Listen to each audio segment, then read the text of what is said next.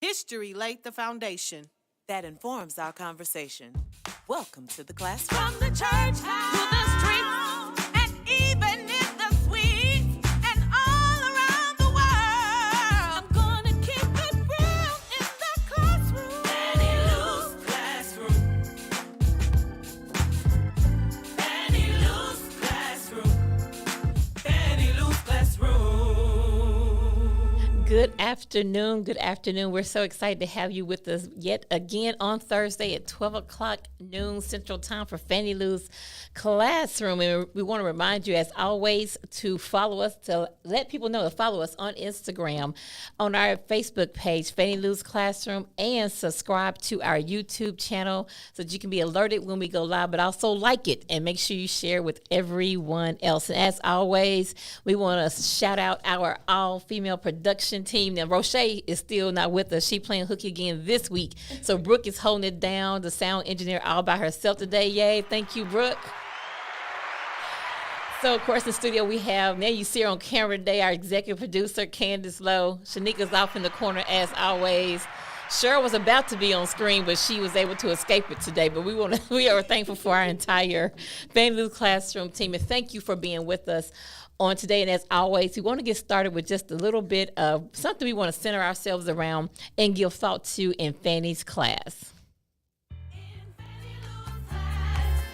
Now don't you dare be late. We need retention, not detention.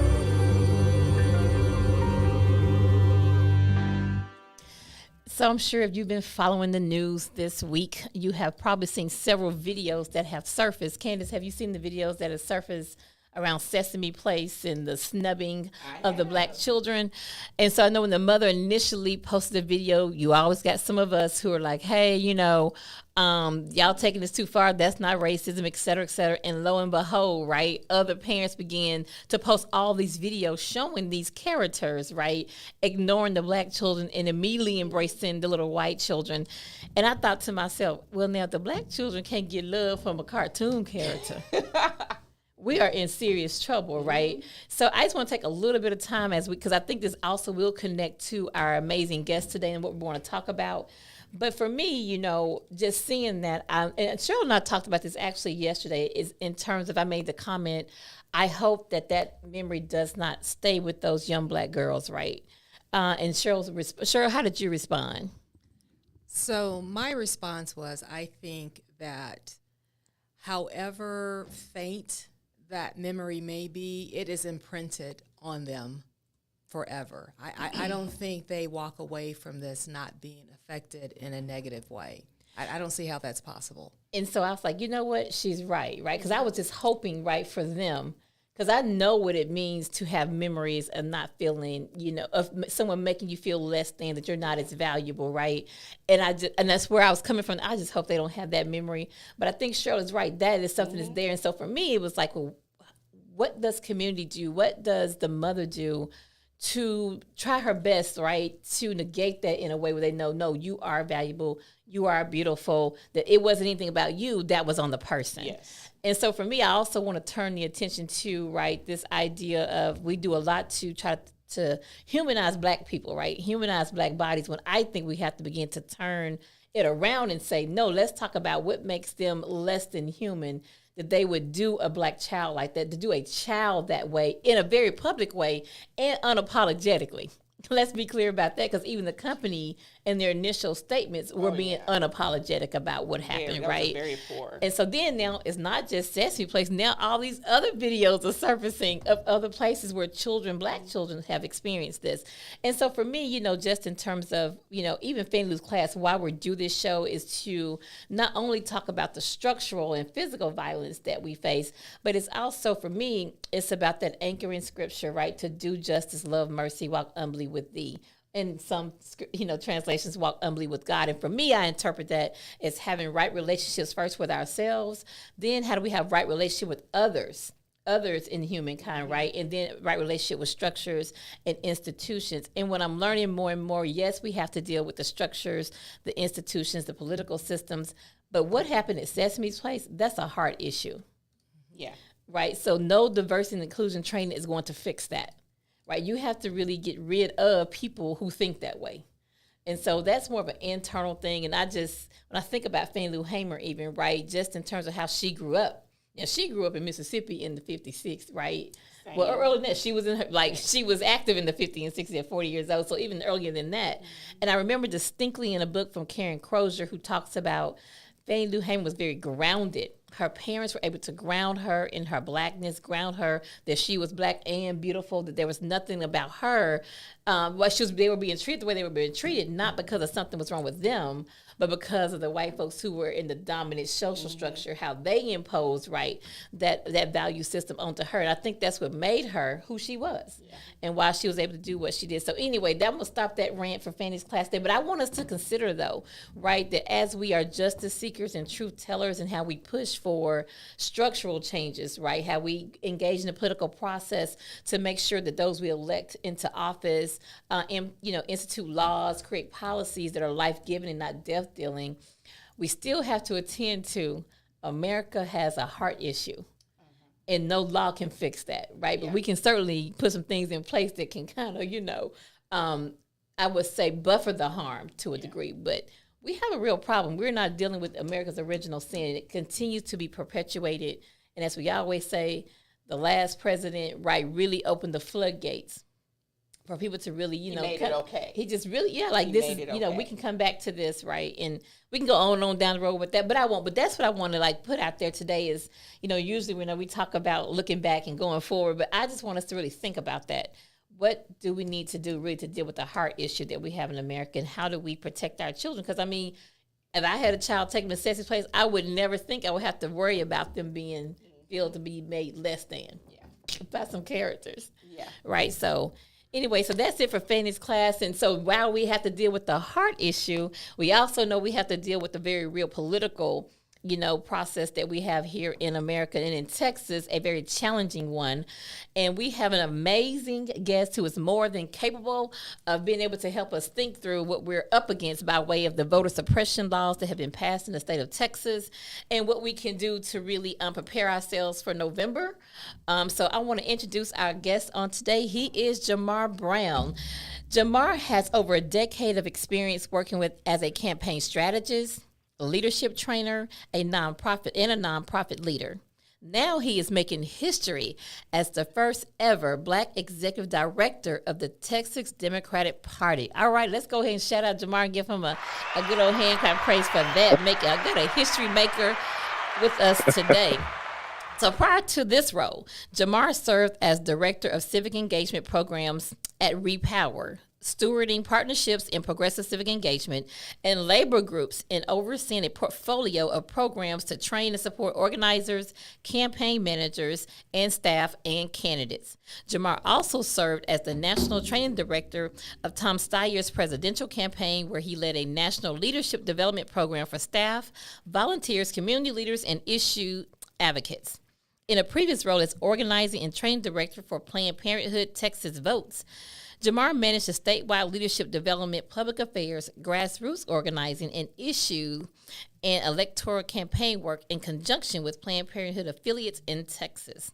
Under his leadership, the number of Planned Parenthood supporters across Texas grew by 600,000. Wow. Jamarr has worked at local, state, and national level with a range of progressive organizations, training key groups and campaigns across the country and garnering national coverage, and successfully worked with ColorOfChange to remove the Confederate flag from the South Carolina State House grounds. All right, Jamarr, so you were a freedom fighter too, all right? Raised in Charleston, South Carolina, Jamarr earned a Bachelor of Arts in Political Science from Clemson University. He serves on boards of Provide Inc. and Leadership Austin, and previously served as president of Black Austin Democrats and member of the Democratic National Committee. Let's welcome Jamarr with us once again. It's so good to have you, Jamarr. So I always heard great things about you, and this short bio really speaks to, wow, you're a genius, right? We got a political strategist, an activist, and all that, and I'm sure so much more that we'll get to. So welcome to Fannie Lou's Classroom. Well, thank y'all so much. I'm glad to be here. When I got the invite, I said, I got to go. I got to be there. So I'm glad we were able to get our calendars together. I was just in Dallas last weekend at our Texas Democratic Convention up there. So got to see some good folks up there and got to see the good Reverend up there as well. So proud of y'all and all that y'all are doing too. Yes, thank you so much, so much. So we kind of flow with a few questions just to talk about, and then we'll kind of open it up. And now that we're kind of, and this is very informal, Jamarr, so this is not very, so you'll kind of hear me going off script, talking to Candace and Cheryl perhaps today. We're shaking things up a little bit today and doing things a little differently. They may jump in and ask you a question. That's all right. Yeah. Look, I like it formal. As somebody who has to do formal for press and TV, Exactly. I find an informal conversation. So this will let you just kind of flow today. So I know you like that. And we want people to be able to really be able to hear what we're talking about. Because I think the voter suppression laws and what people, because people are still confused. A lot of people still do not know how this impacts them directly. And so we knew you would be able to come in and say that in a way that folks at any level will be able to grasp that and understand it. So that's what we want to do today, basically just talk about the voter suppression laws and whatever else may come up out of the conversation. So let's start first with the premise of why, Texas lawmakers said we needed these voter suppression bills, and a lot of it was centered around voter fraud, right? So tell us, first of all, what is voter fraud? And what's the let's start there. Yeah, so let's start with the premise, because I think that's a good question, because you hear different things from different people all across the board. At least from my opinion in this work, I think that there are two things. I think there's this continued voter fraud allegation that's out there where, somebody voted illegally. Somebody voted in an area that they don't live anymore. Somebody didn't use the correct form of ID. It's something to that effect. Or in the case of, Crystal Mason, who's in North Texas, they basically said that because she didn't finish her sentence, she wasn't eligible to vote. She voted a provisional ballot and got sentenced to 5 years in jail. Whereas she believed that she was eligible to vote because she had completed her sentence and her parole. And so all of that, is in appeal right now. So that any number of those reasons could be why someone would allegate fraud. But I think the second piece that, it goes to fraud, but also what this is there's a group of people, and namely conservatives in our state, that want to control who can access the ballot box and when they can access the ballot box. Right. And so as our state has grown more diverse, as in the last census, 95% of the growth over the last 10 years in the state were people of color. Now, if we go get those folks registered, those are Black folks. Those are Hispanic and Latinos. Those are AAPI, Asian Americans. And so it doesn't look like them or the people that would keep them in office. And so at the end of the day, that's why they changed these laws, that you have to have a certain type of ID, or you have to complete your sentence, or you have to vote in this place, or you can't provide assistance where, if we took someone who is differently able to the polls, you can't help them, you can't assist people. That's why they're adding those things, because they want to make it harder to vote, whereas there are folks like us at the party or other groups such as the NAACP, our churches, the Texas Civil Rights Project, that want to make it easier. So I think those are the two real reasons that you're seeing, this voter fraud thing that's going on. But we've investigated many cases, both at the local and the state level, and we found very few cases of voter fraud. And a lot of times it's just a mistake. It's not that someone earnestly is trying to be fraudulent in participating in voting.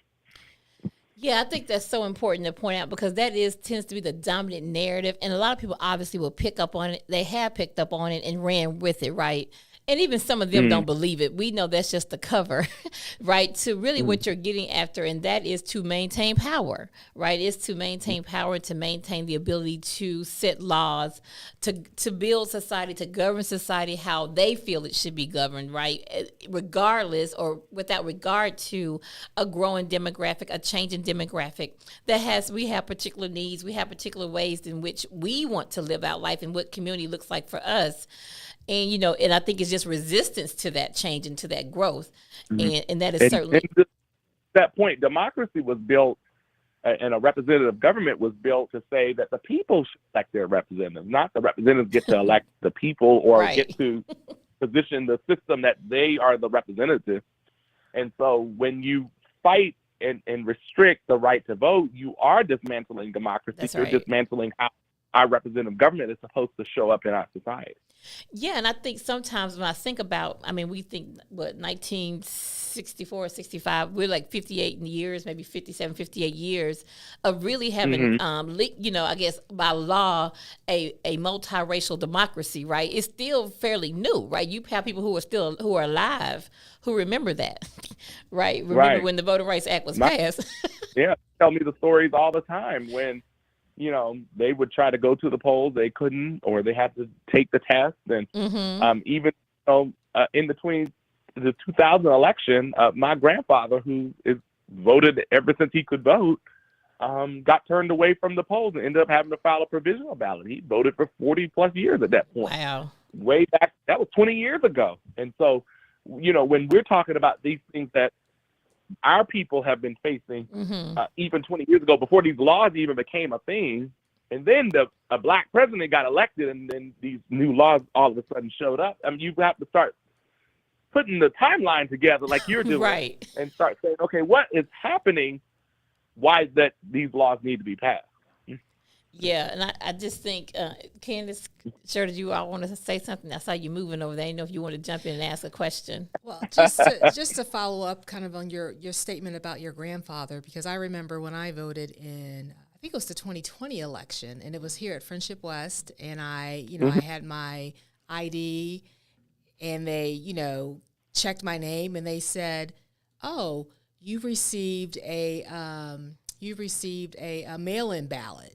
And I said, "No, I did not. I didn't even request one." So I had to work with. Fortunately, the individual that was working the polls, she really worked with me to help figure out what was going on, so I could cast my vote. But I could see how a lot of people would have just given up or didn't know that. Well, I guess maybe I did, or I have to wait, or whatever. And then you never receive that mail-in ballot. So I do think there are a myriad of strategies that are being taken to prevent certain categories of individuals from voting, and we have to remain diligent and make sure that we're involved. But I know that's later on in the podcast, so I'll stop right now and maybe jump it a little bit later. But I did just want to add that comment that I've experienced that as well, trying to prevent me from voting. I'm like, wait a minute, no, I did not request, and I am going to vote. What do you need to do? Yeah, and I think for me, these are just, and that's why we say Jim Crow 2.0, right? It's just different iterations of poll taxes, right? It's just ways to discourage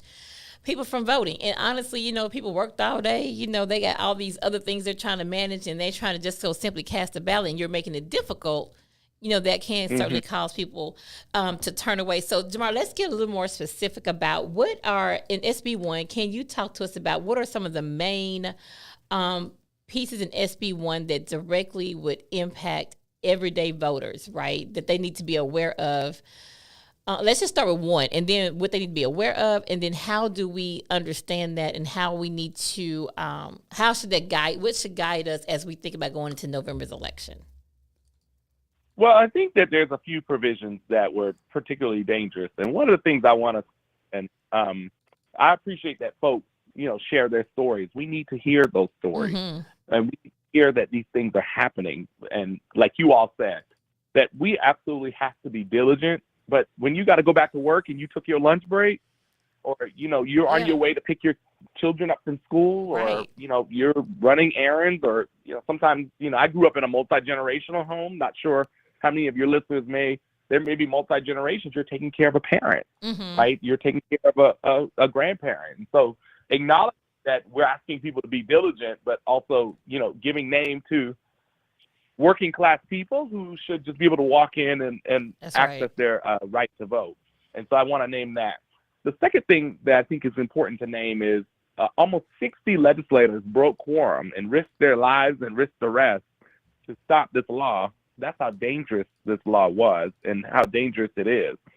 And so one of the things that, I want to give recognition to, especially many of the folks in the Dallas legislative delegation were members who went and met with the vice president, met with U.S. senators, met with, members of the House to try to get federal protections. And so naming that in this too, we still have a lot of work to do on the federal, because we still have not renewed the Voting Rights Act. that would give all of these states like Texas and Georgia and North Carolina, and these other, if you want to call them red states or states that have high populations of people of color in them, that continued protection. I think that's important as well. So a few provisions that I particularly want to name that came out in the SB1 here. One of the things that, to the story that we just heard, is about the mail ballot. Yes. Is that it requires ID numbers for people to apply by mail. And what we found was in the primary process in March, was the first election, what we found is the mail ballot applications were being rejected anywhere between 30 and 60%, depending on what county it was or the size of the county. And what that meant is that we had to have an education campaign for people to put multiple numbers, because a lot of times they typically ask you for your social security number or your driver's license number, and you would pick one of the numbers that you would use.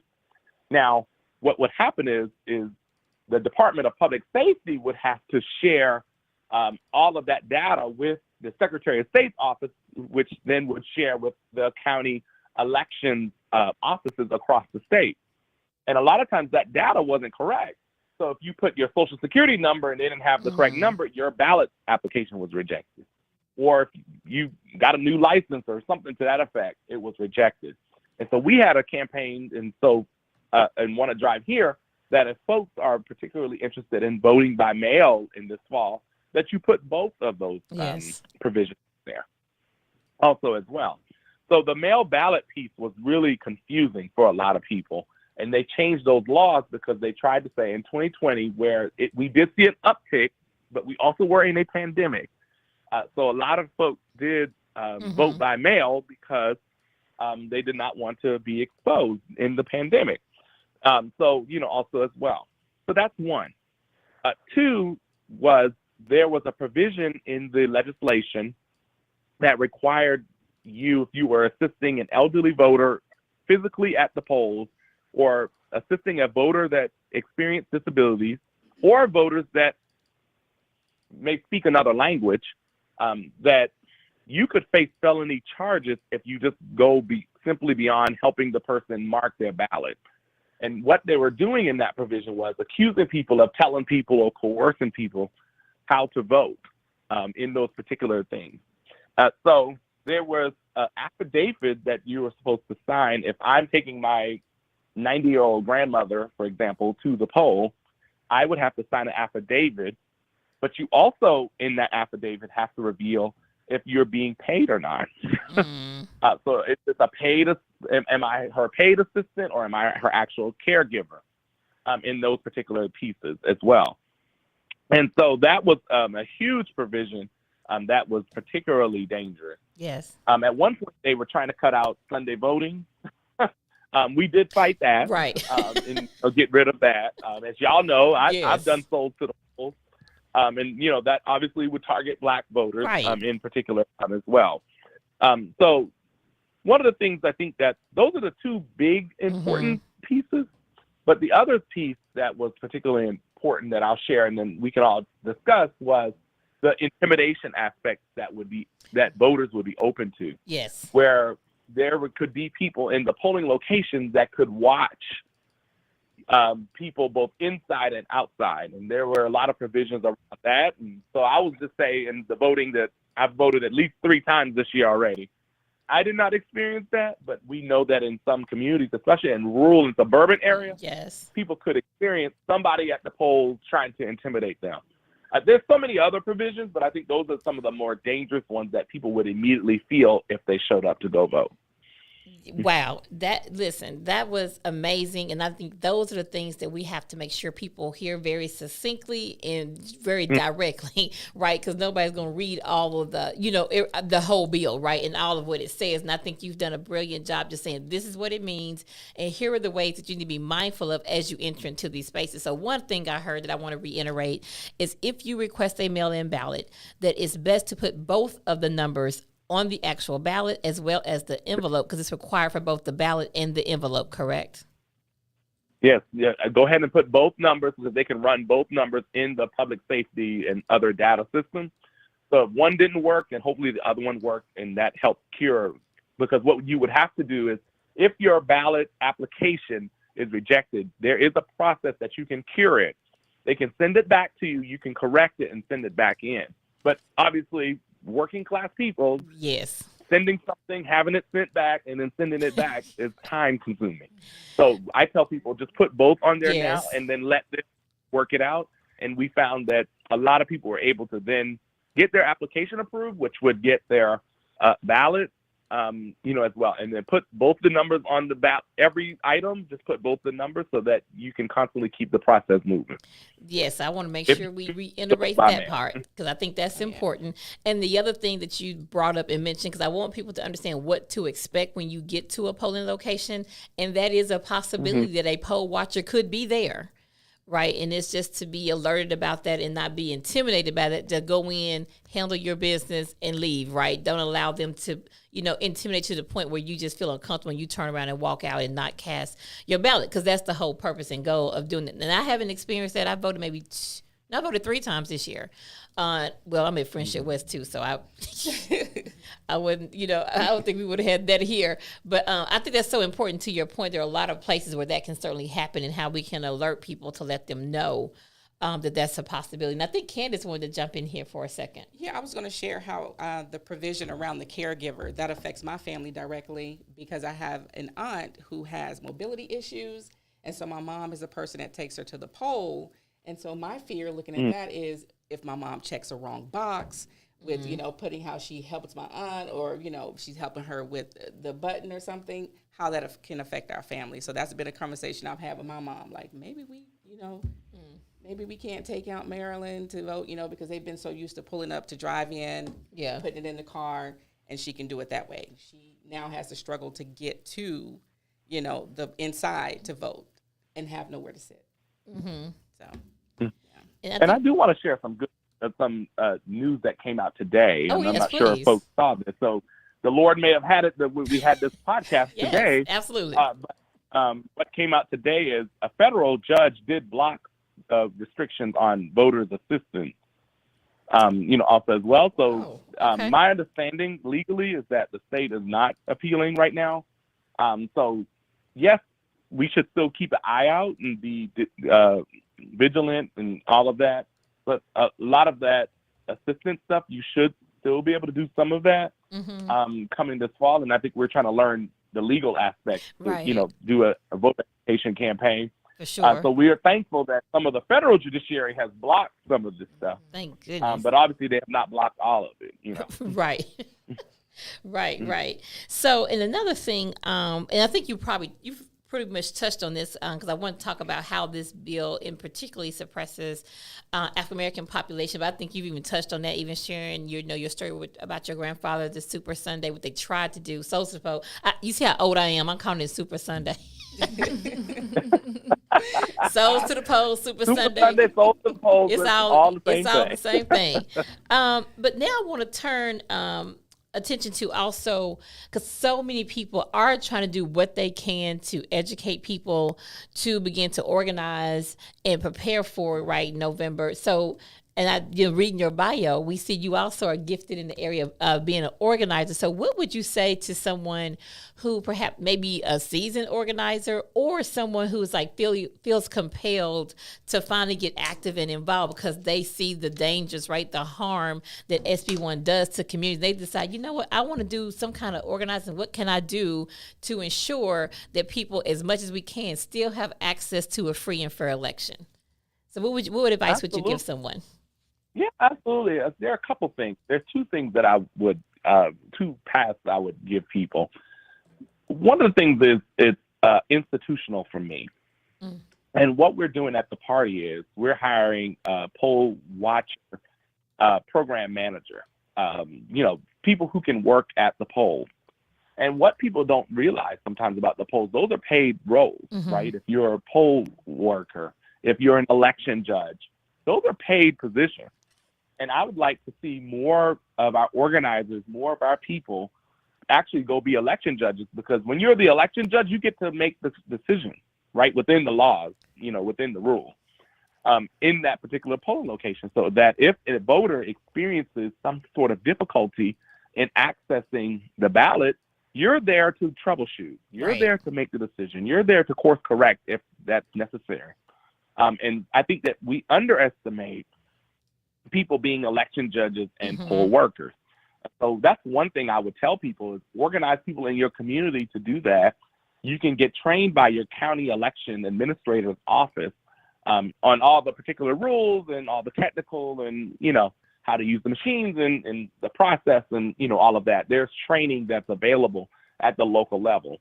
And I think that our community of people broadly, we have to get in the system. Yes. And I think what we've done is a lot of folks, and I'm not trying to be cliche here, but, we fight the system, but we sometimes need to learn how to work in the system. For sure. And so being an election judge and a poll worker allows you to be able to do that. You can see it inside yourself, but also troubleshoot inside the system. And I think that that's important. So I would encourage people to organize church members, neighbors, colleagues, if you're able, to take off. And a lot of times we see that folks are retirees, right? And, they have the time and, those sort of things. And so I know that scheduling may permit some of that. But that is one way to do it, is to be inside the poll and to be officially there and trained. I think that's important. The second aspect that's important that I share with folks that are either working on campaigns or working with advocacy groups that might be moving people to the polls or encouraging people is to, one, to share some information that's happening. So, for example, at the Texas Democratic Party, we have an entire website that's dedicated to voting. It's mytexasvotes.org. Again, that's mytexasvotes.org. And having a place that you can direct people, that they can, read the FAQ, they can look up their polling location, they can read all the rules, they can read the, everything there. They can see a sample ballot. They can look at the dates. So when the voter registration is due, when your mail ballot application is due, when your actual ballot is due, when early voting is, when, all of those things are happening. I think that we need people in communities to leverage the networks that they have to share resources from groups that already exist. Yes. NAACP has a page. A lot of our churches have promotional items, and so being able to do that. The second thing I would encourage folks to do, we do have to have the conversations with people. Sometimes some people will just take a flyer and read it. Some people have questions. Right. And so we've got to also remember that voting is an experience, and we have to set the expectation of what the experience should be so that voters are more empowered when they go, to not walk away when they think, when the poll worker tells them that their election, that they sent in a mail ballot application. Right. Also as well, that's important. And sitting with people and really having a conversation. I encourage people to do like precinct meetups or something to that effect, where you just sit and have a conversation about voting and what's going on, what people are experiencing. And sometimes you can get your tax assessor's office or your election administrator office to come out in the community and tell people what they need to be doing, also as well. So those are some of the things that I would think that we are doing and that we can even maximize to make sure that people have the information, but that people feel comfortable and are as empowered and to know what's at stake for them so that they do go and actually participate in the process. Because one way of how we're going to beat it is to still show up. That's right. They're passing on these laws for us to not show up. And so when we still show up, it's still going to mean a lot for communities that they can elect their own leader. Right. So those are some things that And those are, I think, very doable things too, right? I think these are things that people can certainly grasp and get behind. And I'll just take a point of privilege here and say that here at Friendship West, that we have, through several election cycles, held trainings to ensure that people work the polls, were election judges and poll workers. Because to your point, it's all an inside-outside game, right? That we have to be on both sides in order to make this work. So I'm glad you said that, and I think people can see that's something they can easily get connected and engage with. So thank you for sharing that. I think you've given at least four, I heard at least 4 ways in which someone who wants to do something thing. These are ways they can do that. And I want to say that, to your point, we absolutely have to do more resource sharing, because what I often find is that a lot of times we're running over each other, right? We're all kind of doing the same things, and we can be more, I think, more, more of a not to have a strong coalition where like you have these organizations having constant meetings. I just hate a lot of meetings, and we're meeting every week, and 30, 50 people on the call because nothing gets done, right? I've been going through my calendar, and we got to get rid of these meetings. But I do think it's important that we say, well, who's doing that? Oh, well, if they're doing that, just direct people over there, right? Because that's something we even decided to do here at the church. So we typically try to do everything related to voter engagement. And this year we said, you know what? Let's decide what we want to give our energy and resource behind, and everything else we'll keep our ear to the ground and we'll just plug in. Right. So if we have a lot of people organizing voter registration drives, we'll just show up and assist. And I think sometimes we also have to be okay with finally letting some things go, and not worry about who's getting the credit and who's racking up numbers and data, so to speak. Right. That it's about how can you do what you can do very well and plug in somewhere else. And then we're not stretched thin. And we look more like we have power. Right. It looks more like concentrated power, solidarity power when we do it that way. So thank you for those very four doable things that folks can really grasp and understand.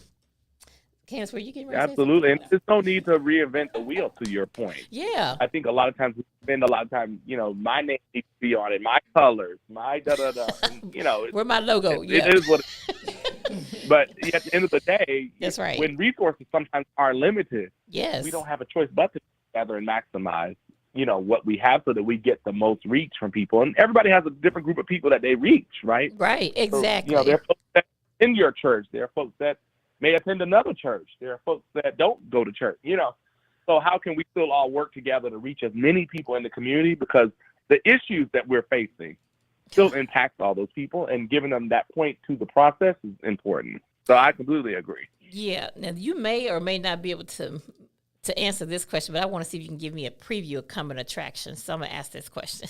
So in light of midterms in November, we also know that we'll have the 88th legislative session kicking off in 2023. So in light of what we saw last session by way of agenda, and what we can probably anticipate will kick off in 2023, I think we have to stress the importance of civic engagement beyond election time, right? I think we do a lot of galvanizing people to go to the polls, but this is this is chess, right? It's not checkers, and we have to understand what does it mean to stay engaged beyond casting the ballot. So maybe if you could talk to us about the importance of civic engagement beyond election day in relationship, because we're in Texas, and we can talk. You can also address it more broadly, the importance of civic engagement beyond elections in light of the next session on the horizon for Texans. Absolutely, and I'm very glad you asked that question. And as you read in my bio earlier, that I served as the director of civic engagement for Repower before this job at the party, and that job allowed me to work with organizations and activists and candidates and other folks across the country. And I would teach three things in my training presentations. And there are three things to civic engagement that are important. It's the people and how we organize the people. It's elections, how we go and vote for the people that are making decisions about the things that we care about most. And then three is the actual public policy, where things are actually passed or that we have to defeat sometimes in order to govern our society. So I think that people need to know that those three things are important.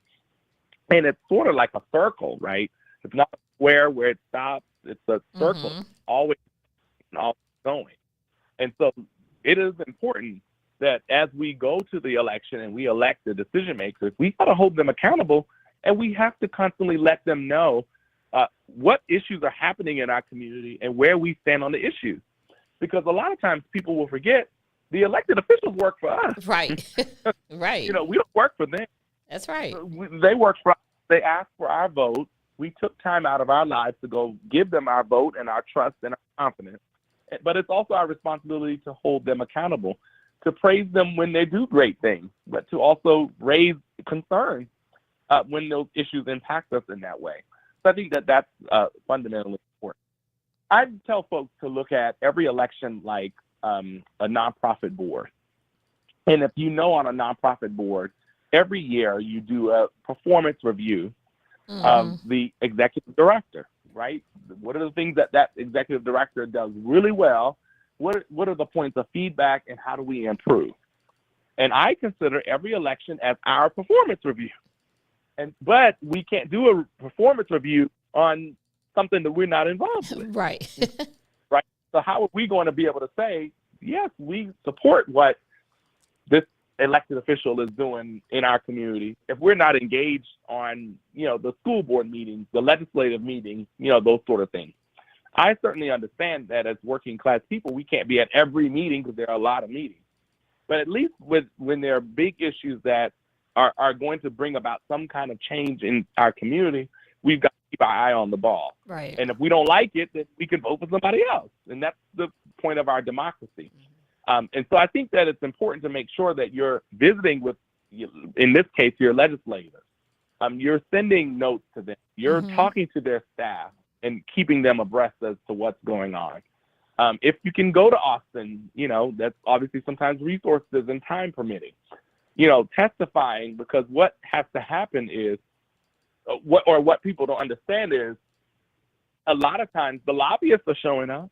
Oh, yes. The corporate interests. That's right. Right. Also as well. And so those are the pieces that are important. So you have to advocate even beyond the election. And then what I also will name is that we've got to vote up and down the ballot. We don't have straight party voting anymore. They outlawed that in the 2019 session. But so you've got to go in and be intentional about voting for your judges, your state representatives, your city council members, et cetera. And so also voting up and down the ballot is also part of the accountability, and knowing who you're voting for on the local level too. So I think, to your point, that's absolutely important, but the people drive elections, and the elections are where we decide who the decision makers are, but it's back up to the people to keep those decision makers accountable. Right. And I think one of the things you mentioned, which I think is so important, I know we stress a lot here, is policy, right? Is how we have to really be in tune to, one, who's writing the policy, right? How that policy is implemented, and are we following up to see how what's the impact of that policy, right? And I think for me at least, and to your point, everybody does not have time to do that. But I think this is where community organizations, and I would say even churches that have the resources, this is the way in which we can be valuable to our communities, those in which we're preaching to, teaching to, and those in community, is how can we make this information digestible and keep people abreast on what's happening. So I think it was either this year, maybe last year, it's probably this year, we did a special, on a Wednesday night, right? We talked about bringing Austin, to the people, like what happened this past session? What do you need to know? And just made it real digestible for people. So I think to your point that everybody can't do it. So how do those of us who have the resources, have the capacity, are intentional about making sure that we include everyone? We at least make it available, right? Whether people come, whether people get the information is one thing, but how do we also see ourselves as part of the process to make sure we get the information out there? But I think that's important for you to make those linkages and to kind of see it as a circular, right, way of engaging in the political process, which is so important. And you said something else I wanted to comment on. I'm just trying to think, because you were saying so much good stuff. And I was like, yes, that is so important. It'll come back to me in a minute. Were you going to say something, Cheryl? Okay. I wish I could remember. That's what happens when you pass a certain age. You haven't made it there yet. You're still blessed with a good memory. Stop that.